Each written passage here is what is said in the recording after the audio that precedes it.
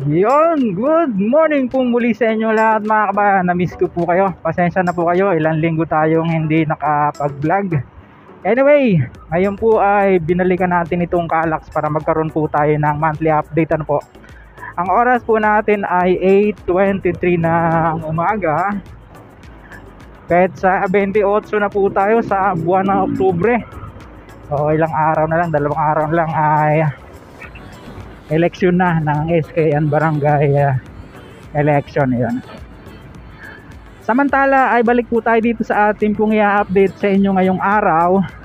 Una ay gusto ko pong magpasalamat doon sa mabait na bossing ng isang area dito sa malapit sa Kaalax. Pinayagan nila tayo na magpalipad ng drone. Ito na po yon yung tatawid sa Aguinaldo, pero di umano ay sa ilalim po yan dadaan, kaya wala po kayong makikita anumang movement pa dito.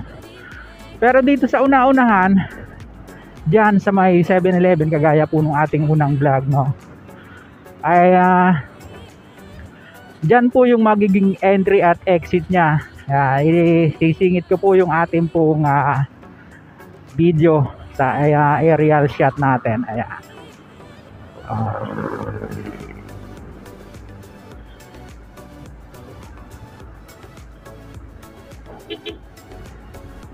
Dito po yon yung magiging entry at exit nya. Silipin natin at tingnan natin yung ating aerial shot.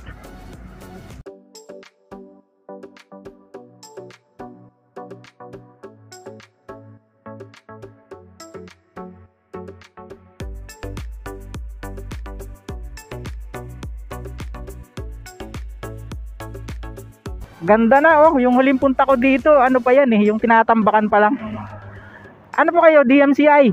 CM iba naman, yung doon CM Pancho CM Pancho sa kabila. Kayo po Layton. Ayun. Shout out sa mga empleyado po ng Layton Construction, ano? Contractor. Hindi po kayo sub ko ng DMCI, hindi. Okay. Yun. Shout out po sa inyo mga boss. Salamat, ganda na. Mayroon na siyang mga signages, informative signages, tapos may mga road markings na rin, no? Ayun, salamat mga bossing, tuloy na ako. Habang nasa biyahe po tayo ay silipin nyo po yung ating aerial footage mga kabayan.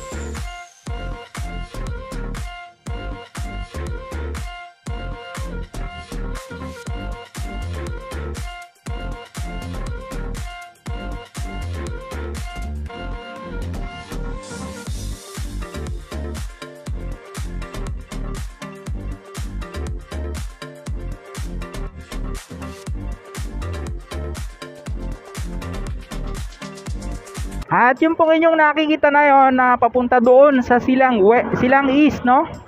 Tapos na po yan sementohin. Bali ito na lang dito sa may pa-exit, entry exit ng Aguinaldo ang medyo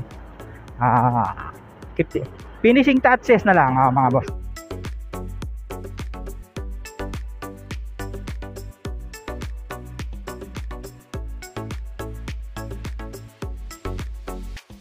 Ayun, maraming salamat na muli sa inyo pong pagsubaybay sa ating pong munting channel. Sa mga hindi pa po nakasubscribe, paki-consider naman po na naka-like na po kayo at nakasubscribe sa ating munting channel. Malaking tulong po yan. Ito pong muli si Kabayang Alex, lagi nagpapaalala, mag-ingat po tayo, lagi tayong manalangin at magpasalamat sa Diyos. See you po on my next vlog, God willing. Hasta la, bye bye.